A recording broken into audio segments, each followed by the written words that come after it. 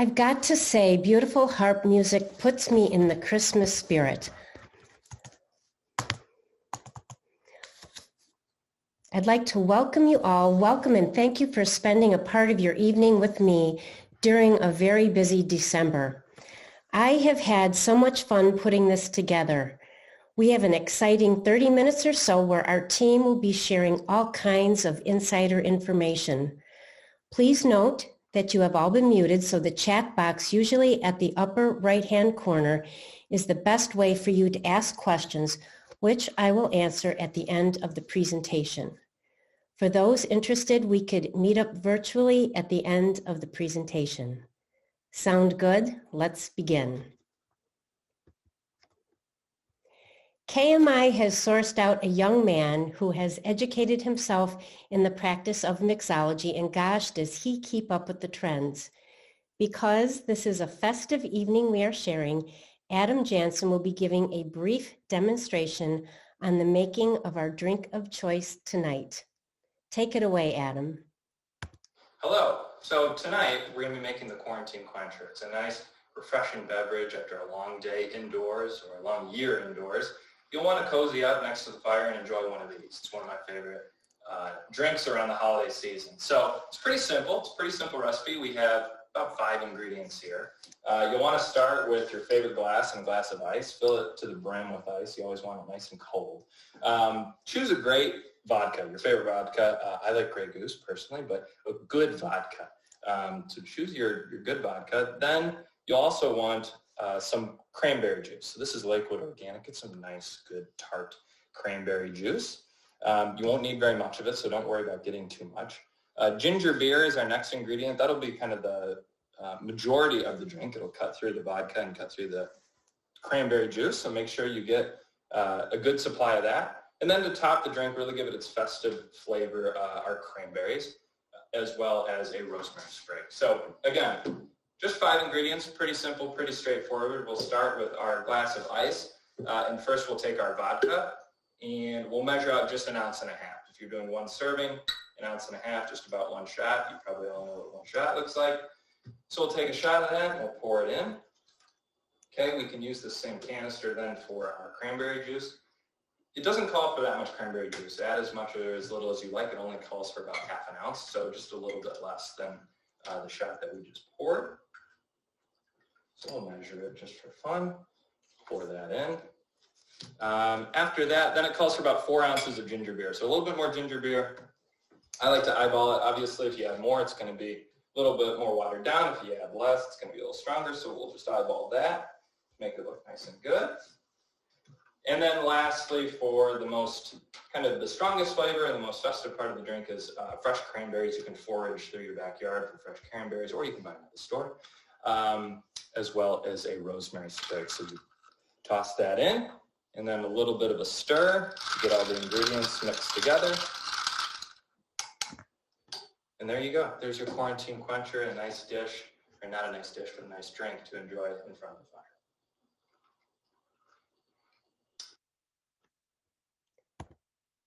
Super job, Adam. Thanks. This is a deliciously festive drink, which I have here right at my side. And oh gosh, I love the rosemary sprig. That's a new ad for me. And I want to make sure you know, here's the recipe. I forgot to mention that you do not have to take notes, as this will be posted on my website probably by the end of the week.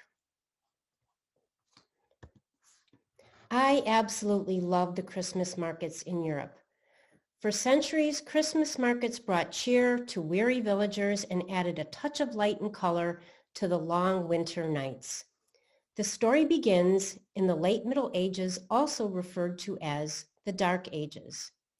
The idea of a December Christmas market was devised when, in the 1200s, Emperor Albrecht from Vienna, Austria, granted shopkeepers the rights to hold a market for a few days in early winter so that townspeople could stock up on supplies to last through the cold months. In their wildest dreams, they never could have anticipated what a beautiful tradition they had started. Because I love the markets in Europe, it now probably makes sense to you that my favorite Christmas travel product is a Christmas markets river cruise in Europe with your river vessel done up for the holidays.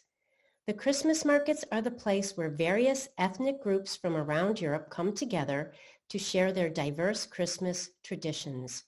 Every year in late November until December 23rd, a very brief window of time, this adventure covers 3 to 4 countries in a 7-night sailing on one of 2 major rivers in Europe. Within every stop on your Christmas markets cruise, you'll enjoy all the magic of your destination's holiday market, each of which has taken on a distinctive character of its own over the centuries. As soon as you walk in, you float through the incredible aroma of roasted chestnuts, sizzling bratwurst,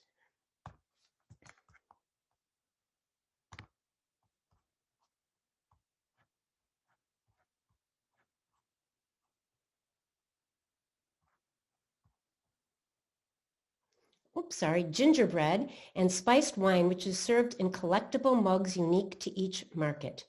Pretty little stalls huddled together filled with glistening decorations, handmade figurines, and mouth-watering market foods.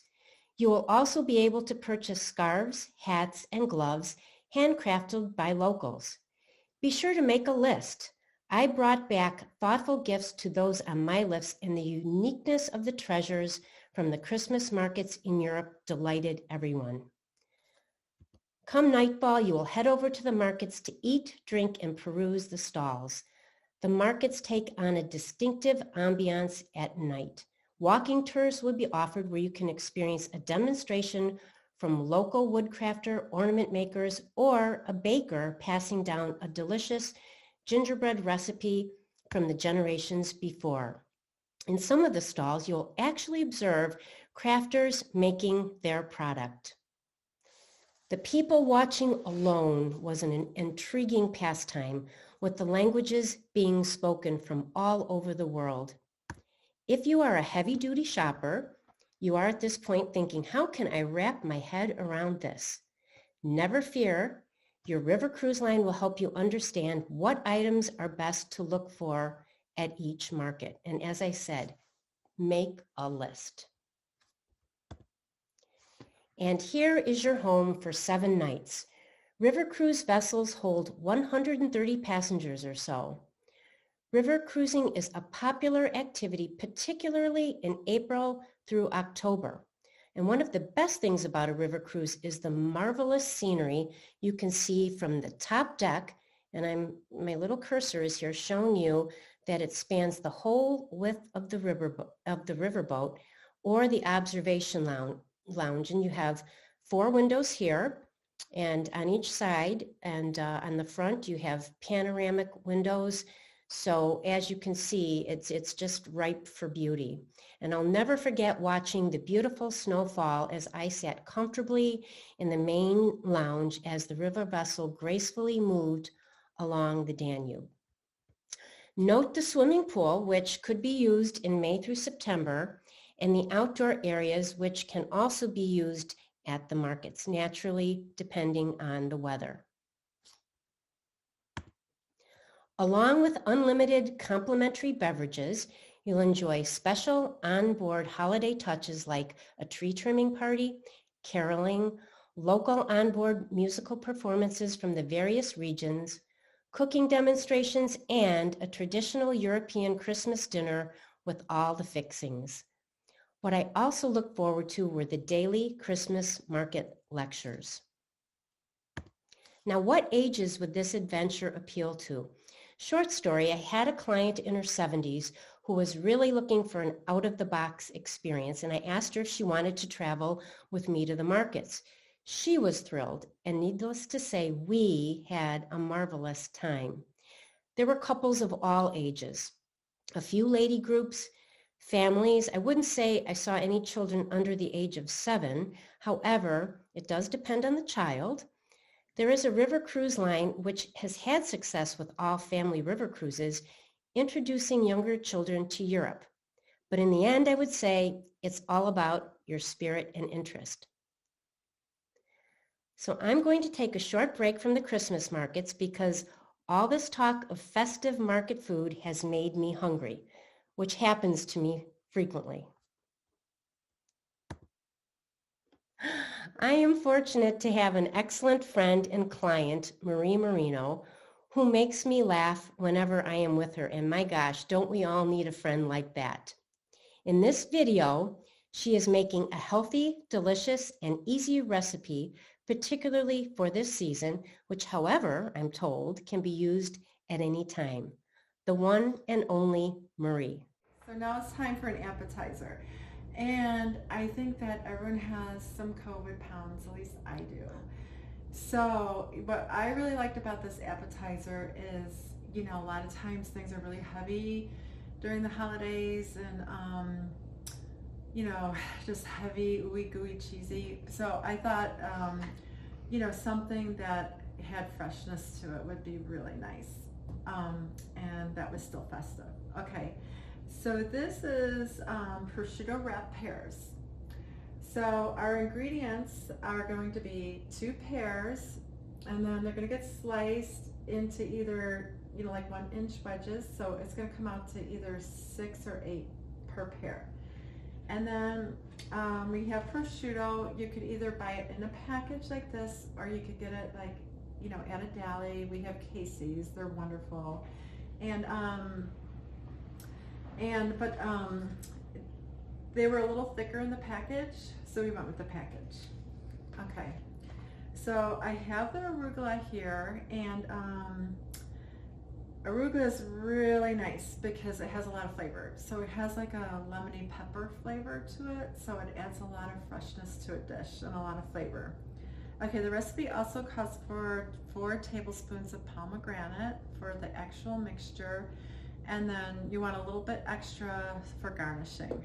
Okay, just a little olive oil, a little pepper, and then we're improvising because Kathy really likes cheese, so we're gonna put a little cheese in these.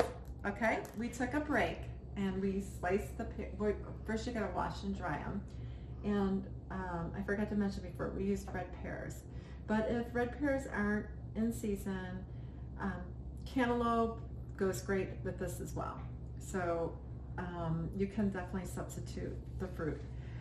So something that the recipe didn't say is just as apples get really brown after you cut them, so do pears.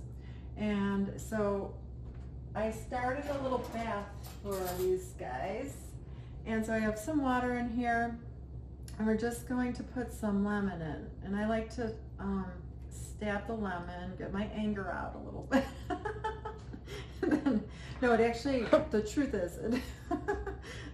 is, it just doesn't splatter all over the place if you poke it with the fork a couple times. So I will go ahead and juice 2 lemons in this bath. Other ways you could prevent apples or pears from browning is salt water. And believe it or not, Sprite or 7-Up also works. But I didn't want the sweetness in this because this, the pears are sweet, but the 7-Up would give it more of a sugary taste, and I didn't want that. So then the next step that the recipe calls for, so I'm going to clean my board a little bit, is to take the prosciutto and slice it long way. And then you want to toss your ½ cup of arugula with the 4 tablespoons of pomegranate and your olive oil and your salt and pepper. So I have a different bowl for that. But to save time, we're going to take a little break here because I'm going to actually dry these off. Okay, we're back again. So the pears had their bath, and they're not going to turn brown on us. And then I put them on a layer of paper towels, and then I dabbed them with paper towels to get the extra moisture off. Now I want to just quickly show you how I slice the pears. So I slice it in half, super easy, because you want to get about 8 slices per pear. So I cut it in half. It's super easy, just half it again, half that,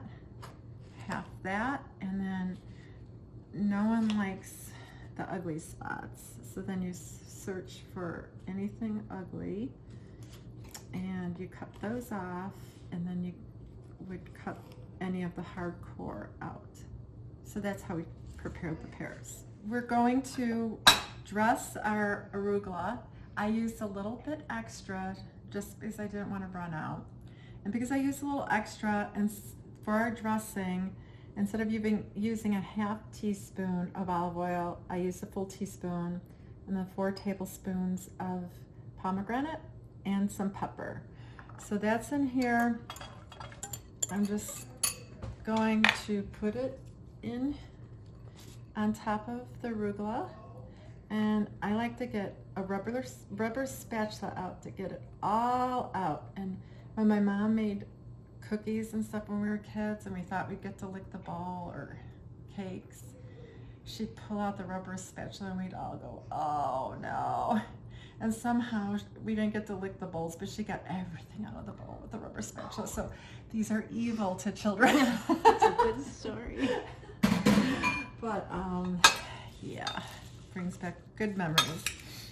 So we will go ahead and toss this and get all the lettuce leaves nice and wet.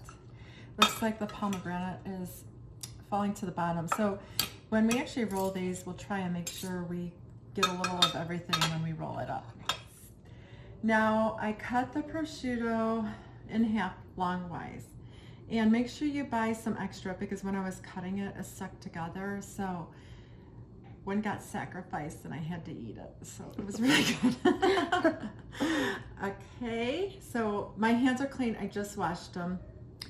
Now we will put some of the arugula, and we're going to make sure we get some of the pomegranate on there for the flavor and the color. Now this was the ingredient we added, so this was to improvise. And then I decided to cut the pears a little bit thinner, because recipes are guidelines, not the law. So, and then you just gently wrap it. And given the world of COVID, we're going to improvise again. And so it's easier for people to pick them up. And this is the finished product. So what I did, I took the prosciutto, put the dressed arugula in the prosciutto, one pair per each, added the cheese, rolled it up, and I put a toothpick in each of them to make it easier to serve with COVID, and used the extra pomegranate to just garnish the plate, added a couple candy canes, and always use a pretty dish or plate. It always makes everything look so much more appetizing. And as a tip, less is more, lets the food shine, always less is more. And I just want to say thank you, happy holidays, and enjoy. And we're ready to entertain. Thank you, Marie. Thank you, happy holidays, Merry Christmas. Gosh, didn't that look pretty? We had so much fun putting this video presentation together. Great job, Marie, and thank you. After this performance, she may be getting calls to start her own food network. I thought she was awesome. All right, remember that this information will all be posted on my website at the end of the week. So let's dive into the itineraries. Remember that these itineraries are beautiful during Magical Christmas as well as April through October. Call me crazy, but I have sailed on the rivers 6 times with various companies. This map is showing you the highlights of the Danube River. And if you love to bike, the Danube River is full of wonderful trails. As we all know, this blue line here is the river. A few years back, we biked along the riverboat as it serenely cruised the Danube. We were actually waving to the other passengers as we biked for hours. It was quite an experience as we stopped in the charming villages that dot the Danube for a coffee, a croissant, sandwich. then a glass of wine. Measurements along the river vary, but on average, the Danube is 10 feet deep and 900 feet wide, so you can always see land. And it's really not that deep if you think about it. On this map, you have the option of beginning in Nuremberg, which is up here at the top, Nuremberg, Germany, sailing down to Budapest, Hungary, or vice versa. Packed with visits to the region's most famous markets, as well as some less conventional markets, the itinerary also features plenty of free time and general sightseeing opportunities, which we will talk through. Now, isn't this stunning? If you choose the River Danube, as mentioned, you will have the choice to embark or disembark in Budapest, where the Danube River divides the city into two parts, Buda, which are the hills, and Pest. This photo is of the Szesny Chain Bridge, which is iconic. You've seen it, I'm sure, in travel photos. And the markets are scattered on the hill of Buda from where we are looking here. And if we walked past over the Szesny Bridge, we would come to Pest, and you would be seeing lots of other charming markets. It is spellbinding when the river vessel passes underneath the bridge at night. And I can help with pre or post trips, which really add flavor to your experience. For instance, we disembarked in Nuremberg, hopped over to enchanting Prague, planning a wonderful day trip to lovely Szesny Krumlov. This itinerary also has you spending time in Vienna. When you think of Austria, doesn't snow come to mind? Some cities just look better covered in snow, and Vienna, Austria, which already ranks high on the list of the best cities in the world, is one of them. The market has everything, including reindeer rides, an ice skating rink, a Ferris wheel, and an old-fashioned merry-go-round. I was mesmerized with the chandelier lights, which you can see here at the bottom middle, and they held my attention as I wandered the streets. This is about as elegant as it gets. Such a city of culture. More composers have lived and performed in Vienna than any other city in the world, very similar to the artists in the south of France.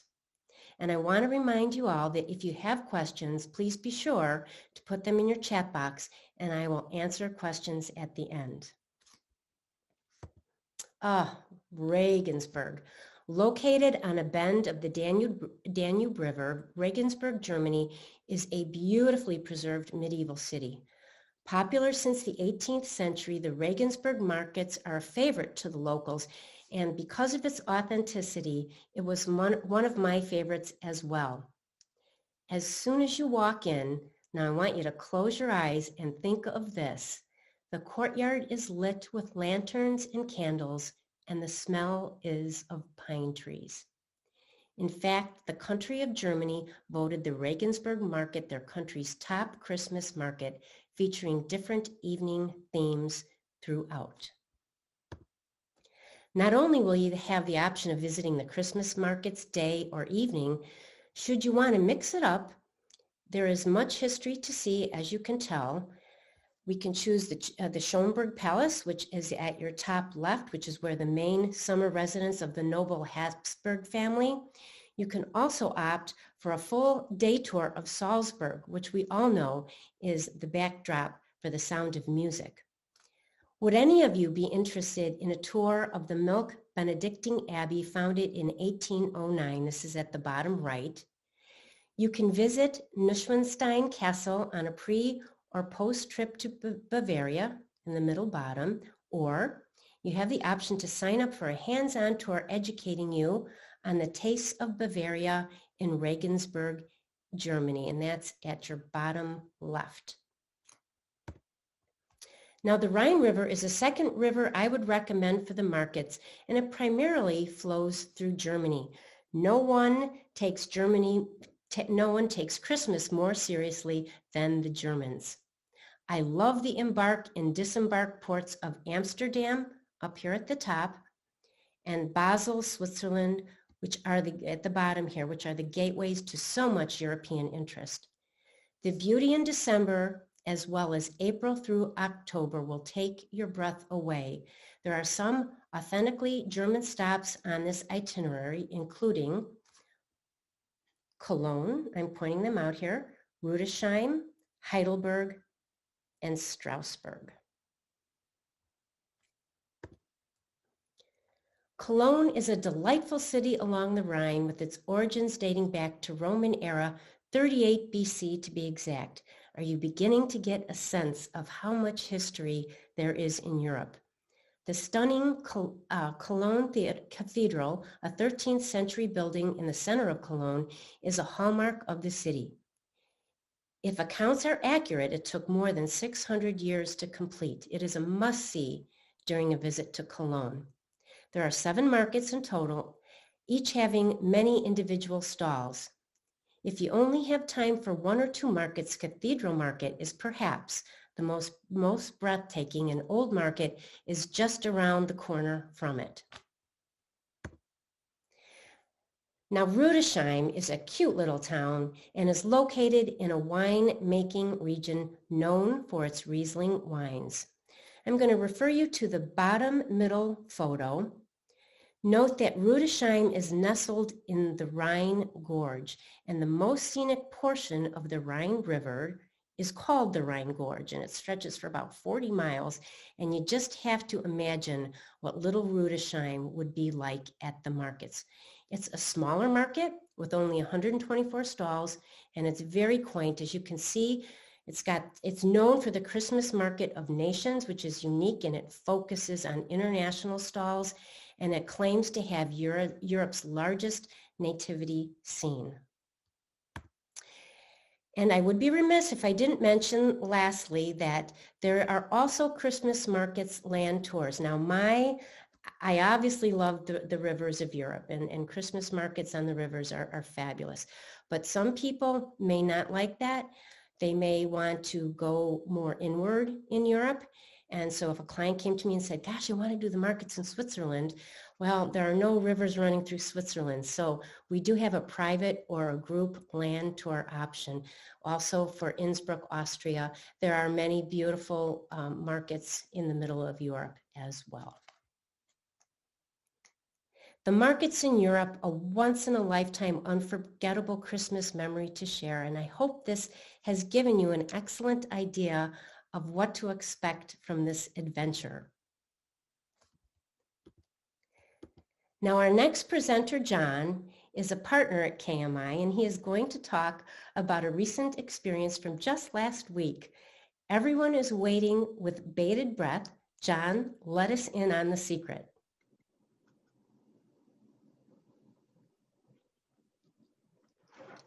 Good evening. I unfortunately have been caught drinking once again on the job here. This quarantine quencher is too hard to put down, but let me do that. So our topic here is how I spent my winter vacation, or alternatively, what was Kathy talking about in the last Zoom meeting when she said we were going to Africa? That's not where we ended up. We sought out solitude and sun in Mexico. So here you see the Four Seasons Los Cabos at Costa Palmas, which is a brand new property, just over a year old. It's one of 3 properties, luxury properties, that are going to be built in this area. So let me show you where it's at on the next slide. We have a map, which the Baja Peninsula is where it's located. And the airport is right about in the middle of the, I'm still waiting for my map here. Sorry, I was taking a drink. Yes, that's the problem as you get toward the end of these presentations. There's too much alcohol and not enough brain power left. But anyways, so if you look on this Baja Peninsula, up at the top is the Four Seasons. It's at the East Cape. And the airport's right about in the middle. And then down below is Cabo San Lucas. And so if you think of what you normally do about Cabo, it's a lot of hotels in the hotel corridor, a lot of nightlife. That's not what you'll find up at the East Cape. As I said, 3 luxury hotel properties, a lot of open space, and just untouched beauty. So let me go to the video. We were brought up there by a private transfer. And the transfer takes you into the property, which is built on a Robert Trent Jones golf course. It's just beautiful. The property itself is on 2 miles of swimmable white sandy beach. So it's got a lot of natural landscape with palm trees, cacti, and lots of sand. Even the roads, they've left the roads as sandy roads. So when you arrive at the property, you'll see that the lobby has got a very chic and contemporary look to it. And as you look at the buildings here with the rooms all have views of the Sea of Cortez.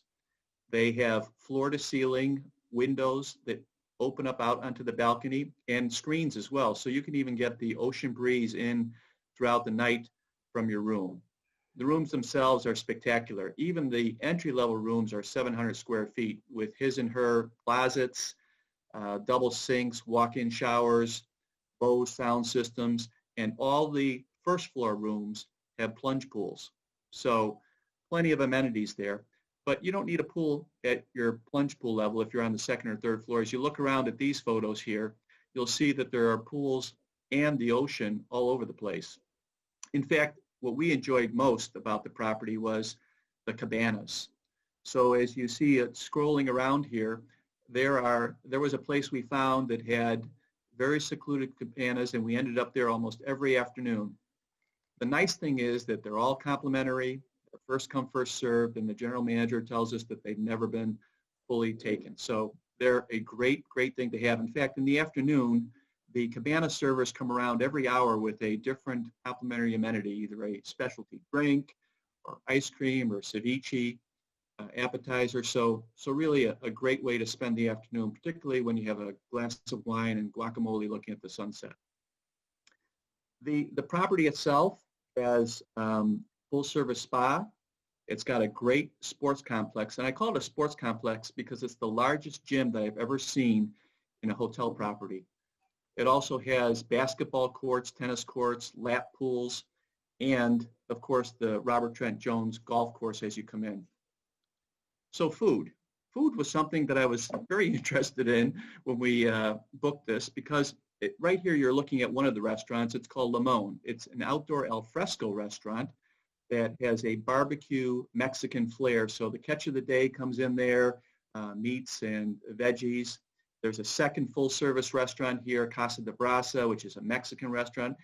And there's a third one, which is a Mediterranean motif and menu that also is available. So 3 full-service restaurants along with a number of cafes, poolside pop-ups, and even a food truck out by the golf course. So you're not going to go hungry. And the nicest thing about it, even though it's a 4 Seasons, it was very comfortable and relaxing, no dress code to worry about as you went to dinner in the evening. So a lot of fun.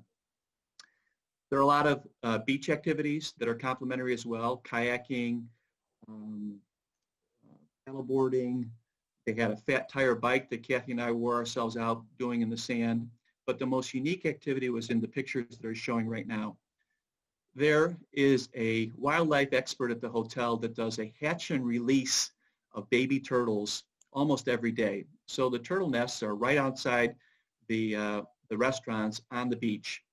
And what happens is these turtles hatch and they have to make their way into the ocean, but it's a treacherous drill because there are seagulls or other predators that would gladly scoop them up for a snack. So they enlist the guests to help them have the turtles enter into their first days into the water. This little guy here is just about to be splashed and make his way into the ocean. But they hatch in hundreds, and as you can see here, it's quite a show.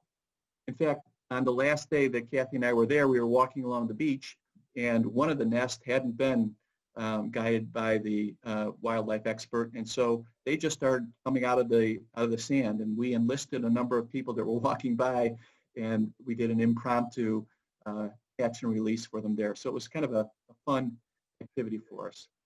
So we went off-site then and did some off-site tours. One of them was a ATV tour, and that was a private tour. In fact, all the tours that they do these days are private, given COVID. And so there was just us and a guide. We were dressed up as Mexican banditos with our masks on, and they took us through the back roads and out onto the beach along the ocean. So great way to spend an afternoon, although they also offer it as a sunrise or sunset excursion as well. So a lot of fun.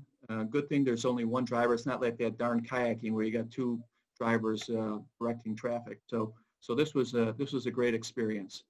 The guides were really informative, very helpful, knew the area, so no concerns of being out there on your own. The other thing we did a hike out onto a waterfall oasis. So we're in the desert in Baja, and we were taken out to an area that was just spectacular and great exercise and a great way to spend another day off property. So lots of things to do on property. I was a little bit concerned about being just in one place. When you travel with Kathy, you're always going someplace every moment, and to be anchored at a property for the entire time was a question mark, but it was fantastic. I'd strongly recommend it. It's definitely a quarantine reprieve that I'd undertake again. And in fact, the biggest question that most guests have is, can I stay longer, or when can I come back? So it's a great place to go, and we'll be back there again. So cheers again. I'm now relieved to be able to go back to my